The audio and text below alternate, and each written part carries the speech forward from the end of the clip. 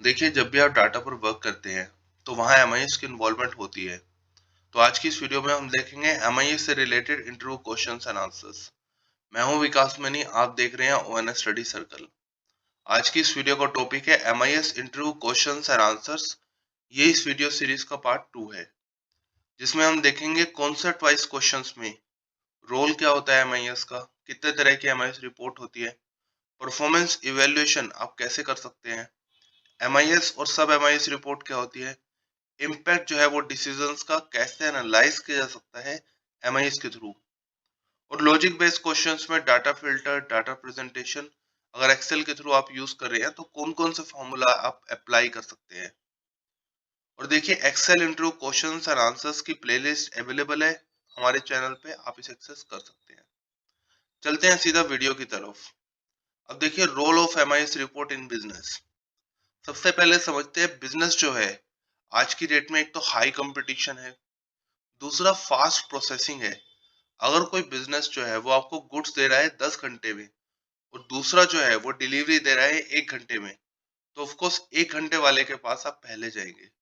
तो इसलिए जो प्रोसेसिंग है वो बहुत फास्ट करनी पड़ रही है और लो कॉस्ट में और बेस्ट क्वालिटी कस्टमर चाहता है। तो ये देखा जाए तो बिजनेस के चैलेंजेस हैं। तो इन चैलेंजेस को पूरा करने के लिए स्मार्ट मेथड और टेक्निक्स की जरूरत है। तो अगर हम बात करते हैं डाटा इंफॉर्मेशन की, तो उसको भी स्मार्ट मेथड के थ्रू एनालाइज किया जा सकता है।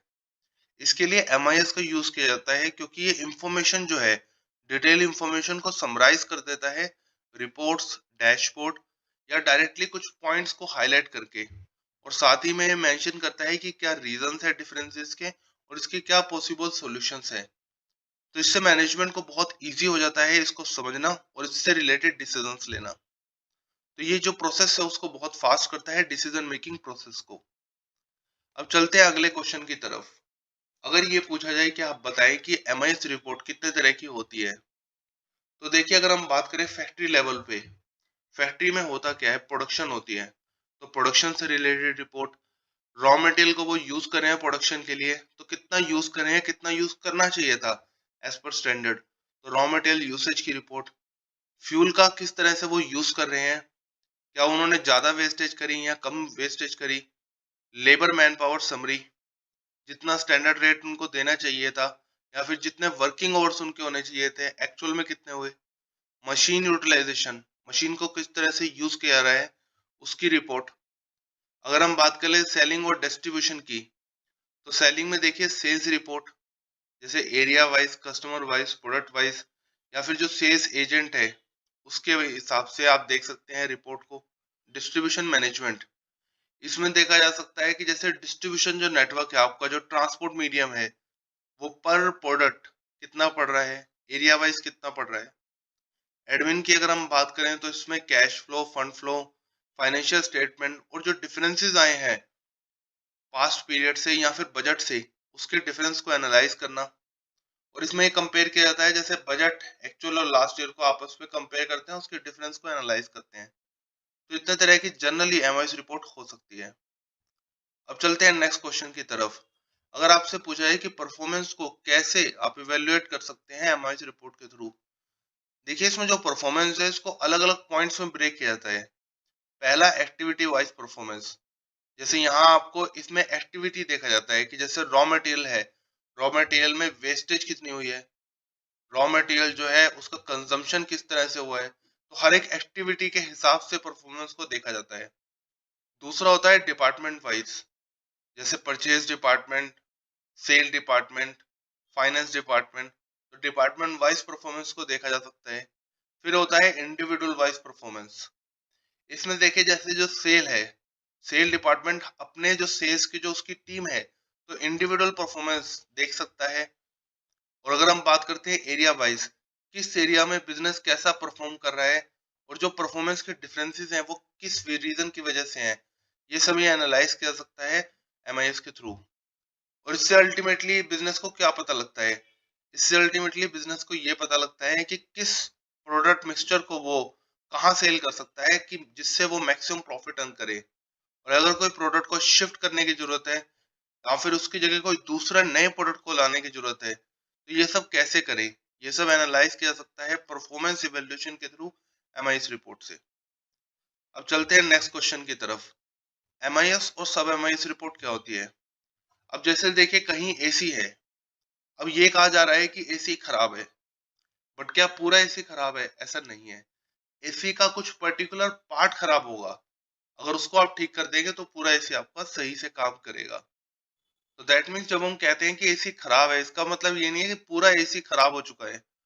उसमें कोई ना कोई पर्टिकुलर सेक्शन में कुछ ना कुछ खराबी होती है, अगर हम उसको ठीक कर लें तो पूरा एसी सही चलता है।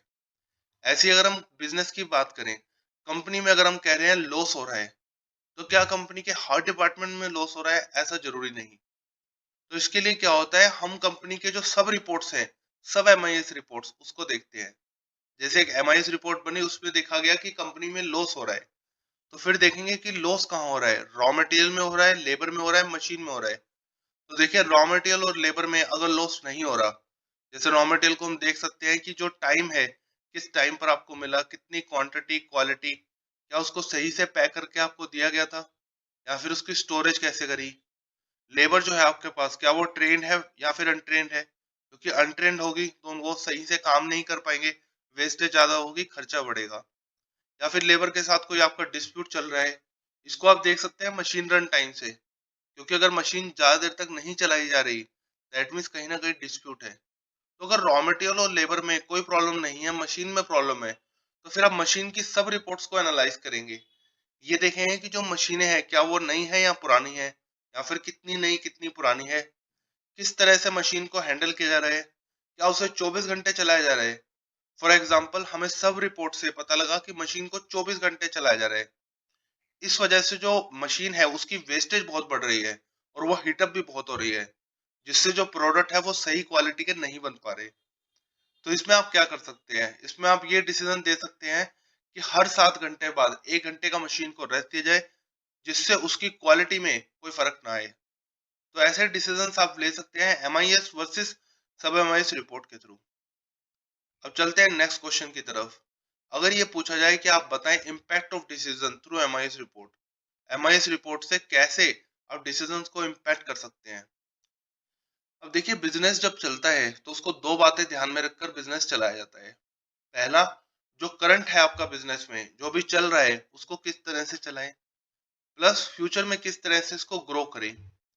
तो इसके लिए प्रोडक्ट में बहुत सारे डिसीजंस लिए जाते हैं प्रोडक्ट से रिलेटेड।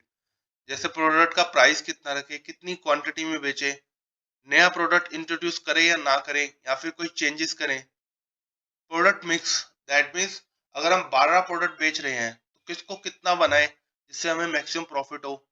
अगर कोई कस्टमर हमारे पास प्रोडक्ट खरीदने आता है और अगर कोई प्रपोजल देता है कि हर महीने वो इतने इतने प्रोडक्ट्स खरीदेगा, तो उसके प्रपोजल को एक्सेप्ट करें या रिजेक्ट करें। फैक्ट्री से रिलेटेड, या फिर कोई ब्रांच हमारी उससे रिलेटेड, कि नई ब्रांच खोलें या नई फैक्ट्री खोलें, बंद करें, या कुछ चेंजेस करने की जरूरत है। अगर हम लोन ले रहे हैं तो लोन से रिलेटेड, या फिर किसी को लोन दे रहे हैं, इन्वेस्ट कर रहे हैं कहीं पर, तो उससे रिलेटेड डिसीजंस और उसके इम्पैक्ट को एनालाइज करने में एमआईएस हेल्प करता है, जिसे कहते हैं मैनेजमेंट इंफॉर्मेशन सिस्टम। तो अगर एमआईएस को देखा जाए तो ये कंट्रोल करता है और हेल्प करता है बिजनेस की जो भी एक्टिविटीज हैं, जैसे प्रोडक्ट से रिलेटेड, ब्रांच फैक्ट्री से रिलेटेड, लोन और इन्वेस्टमेंट से रिलेटेड, इन एक्टिविटीज को कंट्रोल करता है और मैनेज भी करता है, जिससे इन एक्टिविटीज से रिलेटेड जो डिसीजंस हैं उसको इजी, इफेक्टिव तरीके से और फास्ट तरीके से लिया जा सकता है। तो इस तरह से एमआईएस जो है बिजनेस में बहुत ज्यादा हेल्प करता है। अब ये तो बात हुई कॉन्सेप्ट बेस्ड क्वेश्चंस की। लॉजिक बेस्ड क्वेश्चंस में देखिए डाटा को फिल्टर कैसे किया जा सकता है। अब जैसे हमारे पास ये डाटा है, इसमें देखिए सबसे पहले फिल्टर किया जा सकता है नंबर फिल्टर से। फिल्टर के लिए आपके पास दो ऑप्शन है, या तो आप डाटा में जाएं एक्सेल फाइल में, फिल्टर में जाएं, या फिर कंट्रोल शिफ्ट एल करें तो फिल्टर ओपन हो जाएगा। इसके लिए जहां भी आपने फिल्टर करना है उसको सिलेक्ट करें और कंट्रोल शिफ्ट एल प्रेस करें, आपका फिल्टर सेक्शन ओपन हो जाएगा। तो देखिए सबसे पहले अगर हम वैल्यू पर जाएं तो यहाँ पर आ सकता है आपके पास नंबर फिल्टर। इसमें बहुत सारे ऑप्शंस हैं, जैसे equal, doesn't equal, greater than, इसको आप ट्राई कर सकते हैं। उसके बाद आता है टेक्स्ट फिल्टर। जैसे यहाँ प्रोडक्ट है, ये टेक्स्ट है, तो टेक्स्ट से रिलेटेड भी हमारे पास ऑप्शंस है।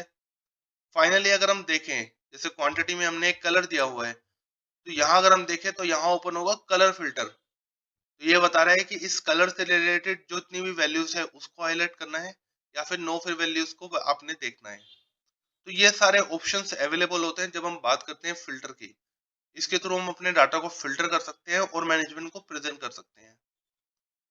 अब चलते हैं नेक्स्ट क्वेश्चन की तरफ। अब देखिए डाटा फिल्टर में एक ऑप्शन होता है रिमूव डुप्लीकेट।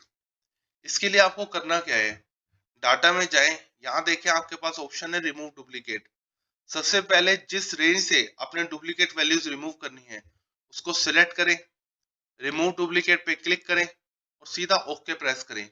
जितनी भी डुप्लीकेट वैल्यूज होंगी वो ऑटोमेटिकली रिमूव हो जाएगी और सिर्फ यूनिक वैल्यूज ही शो करेगी। अब चलते हैं नेक्स्ट क्वेश्चन की तरफ। अब देखिए डाटा प्रेजेंटेशन की अगर हम बात करें तो कंडीशनल फॉर्मेटिंग का बहुत ज्यादा यूज किया जाता है। तो सबसे पहले समझते हैं कंडीशनल फॉर्मेटिंग को अप्लाई कैसे किया जा सकता है। इसको यूज करने के लिए आपको एक्सेल में होम में जाना है, वहाँ कंडीशनल फॉर्मेटिंग आप देख पाएंगे। अप्लाई करने का जो सबसे इजी तरीका है वो ये है कि आप कोई ना कोई ट्रू फॉल्स का फॉर्मूला इसमें अटैच कर दें। जैसे ये हमारे पास डाटा है, यहाँ हम अप्लाई कर रहे हैं कि C15 जो है 40,000 से बड़ा होना चाहिए। तो ऑफ कोर्स रिजल्ट आएगा फॉल्स क्योंकि 40,000 से बड़ा नहीं है। बट वहीं अगर हम इसको ड्रैग करेंगे तो नेक्स्ट जो वैल्यू है C16 वो 40,000 से बड़ी है, तो इसलिए यहाँ ट्रू शो हो जाएगा। तो ऐसा जब फॉर्मूला आप बना लेते हैं इसको कॉपी करें और कंडीशनल फॉर्मेटिंग को ओपन करें। ओपन करने के लिए कंडीशनल फॉर्मेटिंग में मैनेज रूल करंट सिलेक्शन ये मेक श्योर करें और सबसे एंड में आ जाए, वहां आप अपना फॉर्मूला अप्लाई करें और जो भी फॉर्मेट आप अप्लाई करना चाहते हैं उस फॉर्मेट को आप अप्लाई करें। तो देखिए फॉर्मेट सिलेक्शन के बाद जो भी वैल्यूज 40,000 से ज्यादा हैं वो ऑटोमेटिकली हाईलाइट हो जाएगी। तो इस तरह से हम कंडीशनल फॉर्मेटिंग को यूज कर सकते हैं। कंडीशनल फॉर्मेटिंग को इन डेप्थ समझने के लिए Excel interview questions and answers की प्लेलिस्ट को आप एक्सेस कर सकते हैं। तो आई होप आज की इस वीडियो में आपको हमारे एफर्ट्स पसंद आया और हमें मोटिवेट करे इस चैनल को सब्सक्राइब करके। इस वीडियो को लाइक और शेयर जरूर करें। Thanks for watching.